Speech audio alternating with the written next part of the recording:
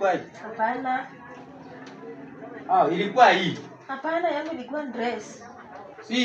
Sio hiyo. Ilikuwa hii ndio yako madam. Hapana, sasa ikifuta nani naweza vaa hata nyinyi fundi sometimes amfikiriangi. Mimi nakuanga shinda na nyinyi sasa. Sasa ni. Lipa hapo huko umelipa. Unataka aje madam? Mbona nataka nikumeka dress gani? Kasaki.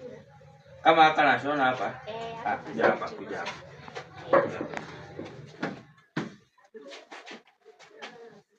We, fundi, kwani napima kwa kichwa? Tulia upango madam.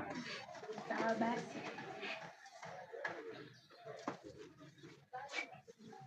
Isinishike sana. Iko sawa hivyo? Haya, leta pesa sasa. Unishone kitenge. Nakuja kulipa. Shona nakuja kulipa. Leta pesa basi. Nitakuja kesho. Kwani amulipi?